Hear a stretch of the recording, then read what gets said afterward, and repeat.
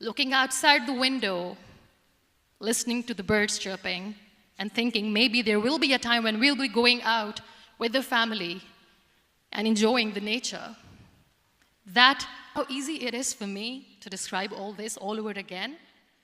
And somebody has rightly said that when you share your story and it doesn't make you cry, that means you have healed. Because we cannot handle them.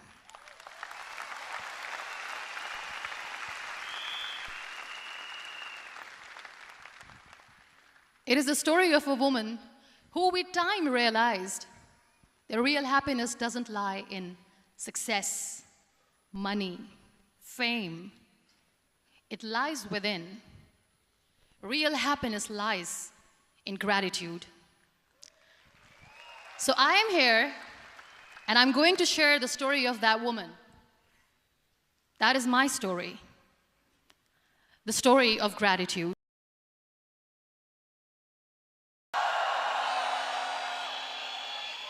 Whoa, I'm running short of words right now, but I cannot afford this because I have to speak.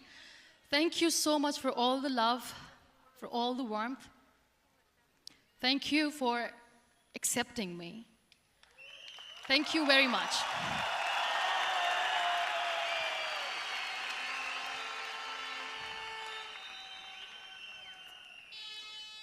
Well, I always start my talk with a disclaimer.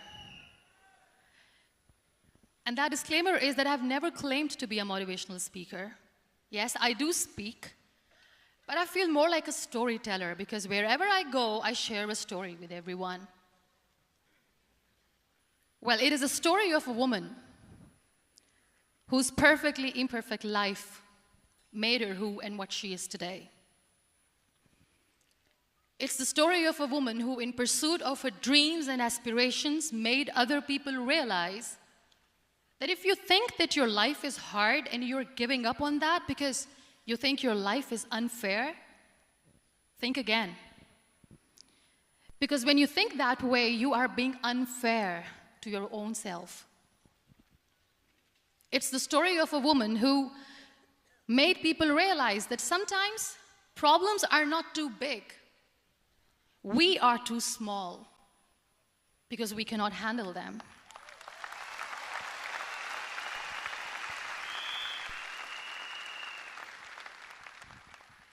It is the story of a woman who with time realized that real happiness doesn't lie in success, money, fame. It lies within. Real happiness lies in gratitude. So I am here and I'm going to share the story of that woman. That is my story. The story of gratitude.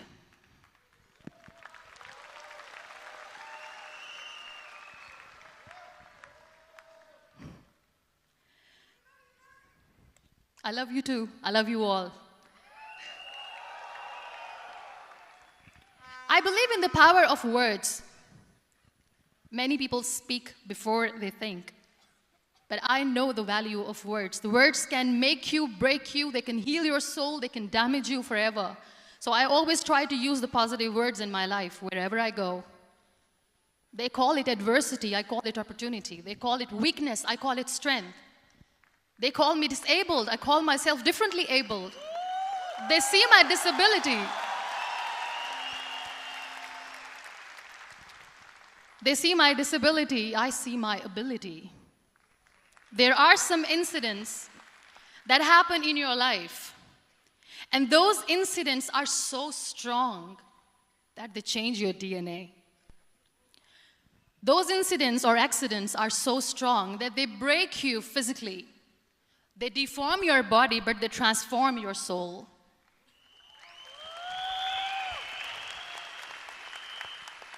Those incidents break you, deform you, but they mold you into the best version of you. And the same thing happened to me. And I'm going to share what exactly happened to me.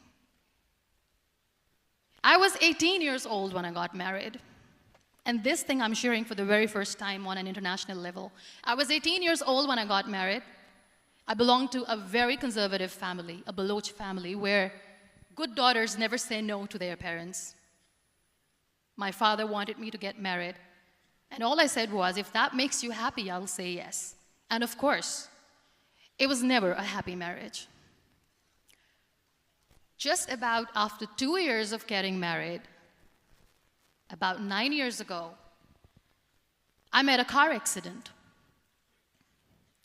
Somehow my husband fell asleep and the car fell in the ditch. He managed to jump out, saved himself. I'm happy for him.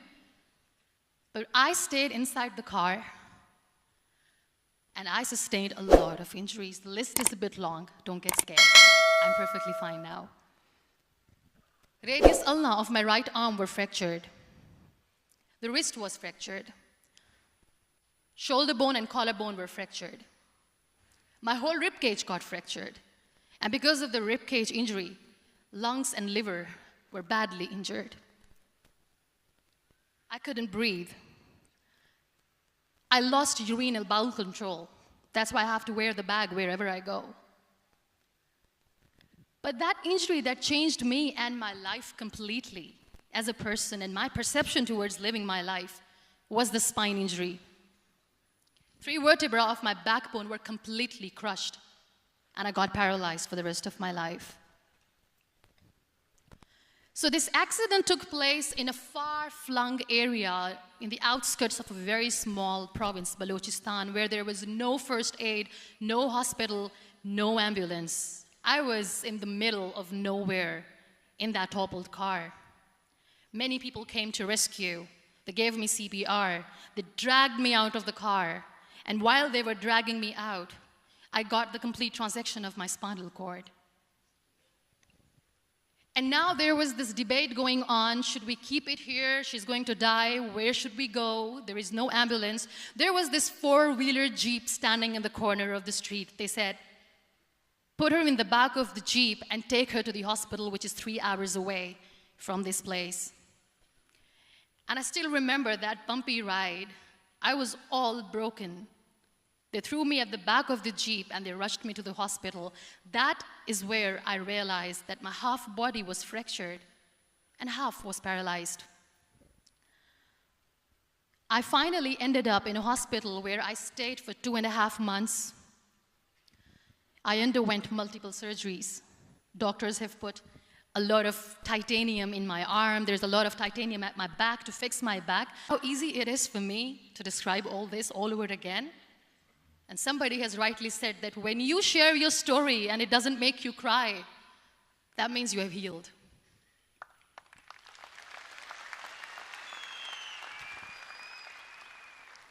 Those 2.5 months in the hospital were dreadful. I will not make up stories just to inspire you. I was at the verge of despair.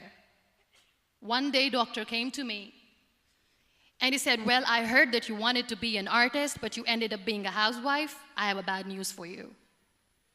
You won't be able to paint again because your wrist and your arm are so deformed, you won't be able to hold a pen again. And I stayed quiet. Next day, doctor came to me and said, your spine injury is so bad, you won't be able to walk again. I took a deep breath and I said, it's all right. The very next day, doctor came to me and said, because of your spine injury and the fixation that you have in your back, you won't be able to give birth to a child again. That day, I was devastated. I still remember, I asked my mother, why me? And that is where I started to question my existence. Why am I even alive?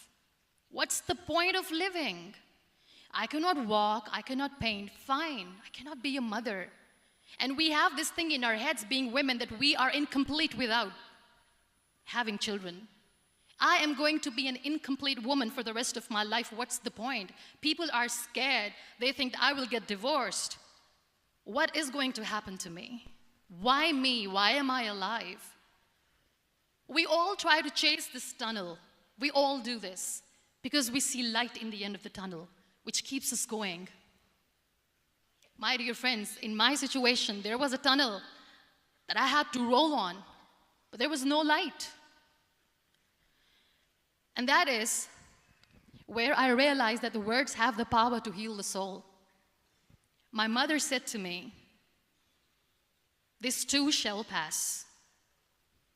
God has a greater plan for you. I don't know what it is, but He surely has."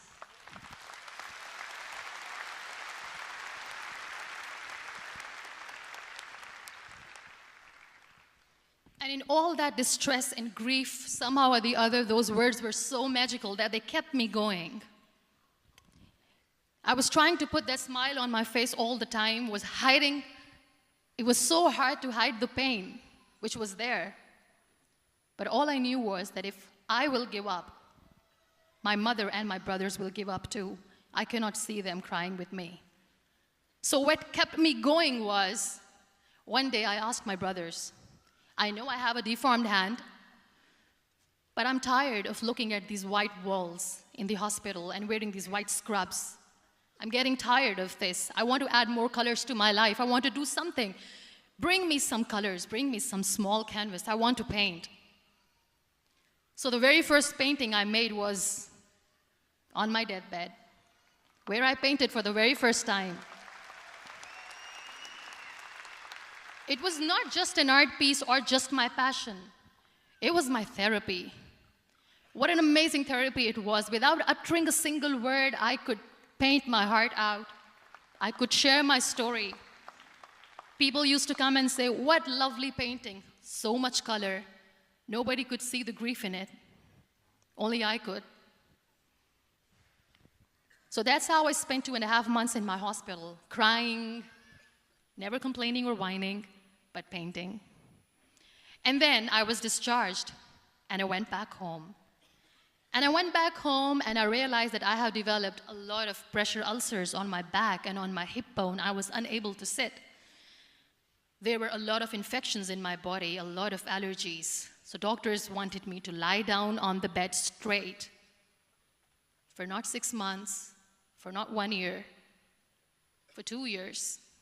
I was bedridden, confined in that one room, looking outside the window, listening to the birds chirping, and thinking maybe there will be a time when we'll be going out with the family and enjoying the nature.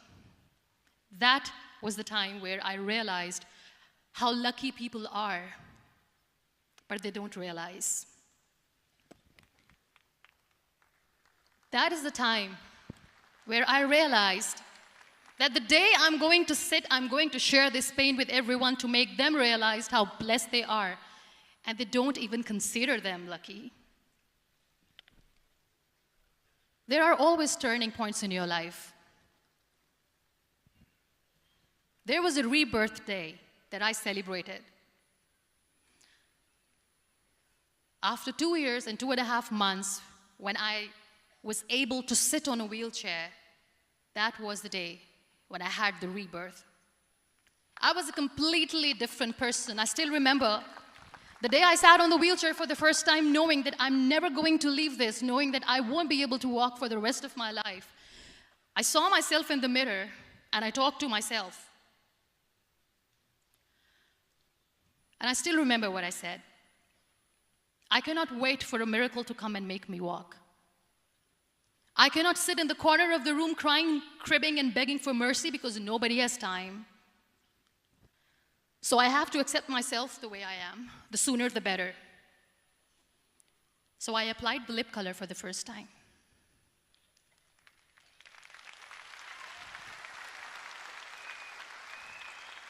And I erased it. And I cried.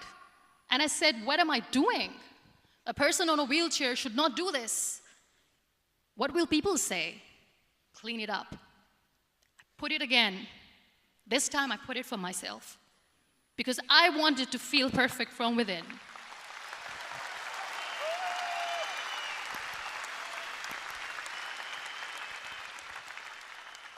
And that day I decided that I'm going to live life for myself.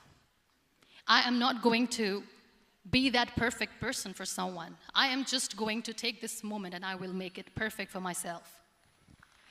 And you know how it all began?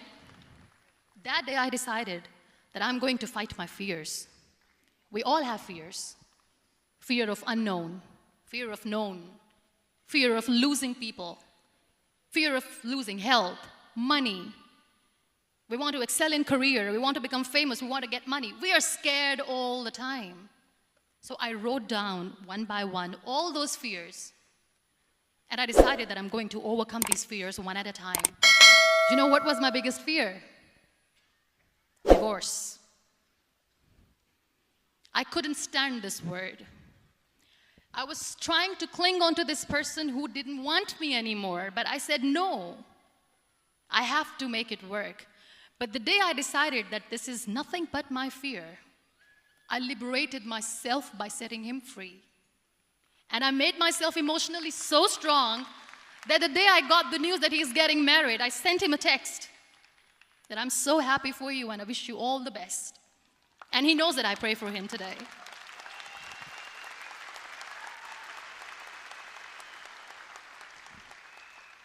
My biggest fear, number 2, was I won't be able to be a mother again. And that was quite devastating for me. But then I realized there are so many children in the world, all they want is acceptance. So there is no point of crying, just go and adopt one. And that's what I did.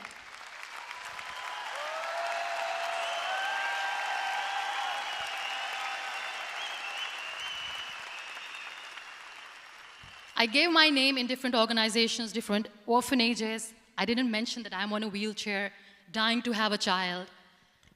So I just told them that this is Muniba Mazari and she wants to adopt a boy or girl, whatsoever, but I want to adopt a kid. And I waited patiently.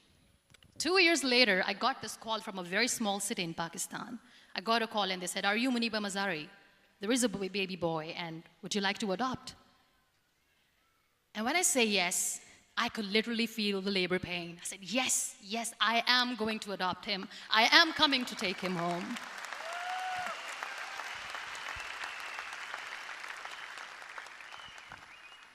And when I reached there, the man was sitting and he was looking at me from head to toe. And in back of my head, I kept thinking that, oh my God, he's going to say she's on the wheelchair, she doesn't deserve it. How is she going to take care of him? And I looked at him and I said, do not judge me because I'm on the wheelchair. But you know what he said? He said, I know you will be the best mother of this child. You both are lucky to have each other.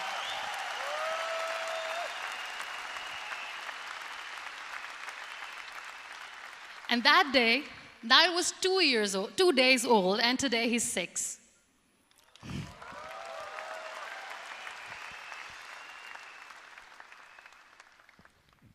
You'll be surprised to know another bigger fear that I had in me. It was facing people. I used to hide myself from people. When I was on bed for 2 years, I used to keep the door closed. I used to pretend that I'm not going to meet anyone, tell them that I'm sleeping. You know why? Because I couldn't stand that sympathy that they had for me. They used to treat me like a patient. When I used to smile, they used to look at me and say that, you're smiling, are you okay? I was tired of this question being asked, are you sick? Well, a lady yesterday at the airport asked me, are you sick? And I said, well, besides the spinal cord injury, I'm fine, I guess.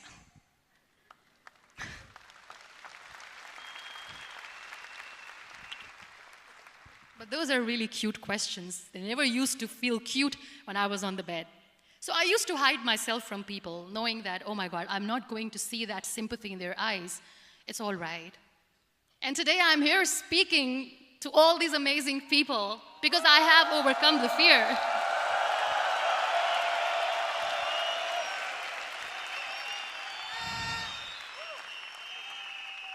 You know, when you end up being on the wheelchair, what's the most painful thing? That's another fear that people on the wheelchair or the people who are differently abled have in their hearts, but they never share. I'll share that with you. The lack of acceptance. People think that they will not be accepted by the people because we, in the world of perfect people, are imperfects. So I decided that instead of starting an NGO for disability awareness, which I know will not help anyone, I started to appear more in public. I started to paint. I always wanted to. I have done a lot of exhibitions. I'm Pakistan's first wheelchair-bound artist. I have done a lot of modeling campaigns, different campaigns for brands like Tony and Guy.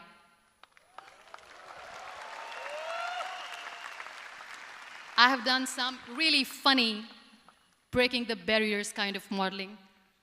There was this one by the name Clown Town where I became a clown because I know that clowns have hearts too. And then I also decided that if I really want to make the difference, I am not going to let people use me for their polio campaigns where they will make you a victim and an emblem of misery and mercy and will say that, you know what, give polio drops to your children or they'll become like this girl. I decided that I'm going to join the national TV of Pakistan as an anchor person. And I've been doing a lot of shows for the last 3 years.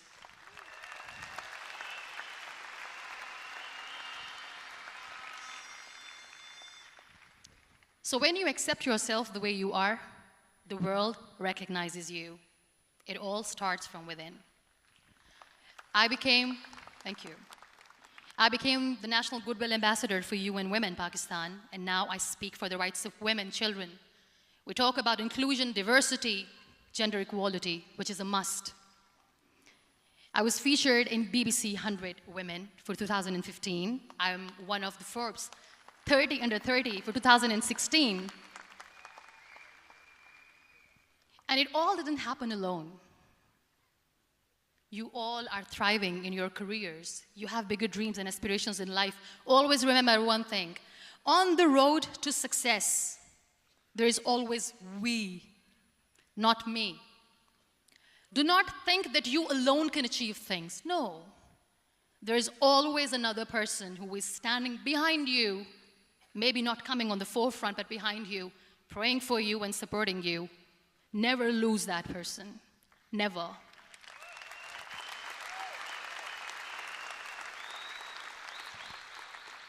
No matter how much I say that I couldn't find a hero, so I became one, I still want to recognize those 3 people in my life who literally changed my life completely, and I get inspiration from them every single day. Waleed Khan. Many people know about the terrorist attacks in Pakistan.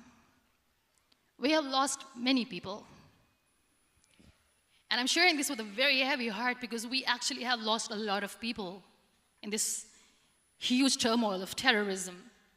These people are barbarians.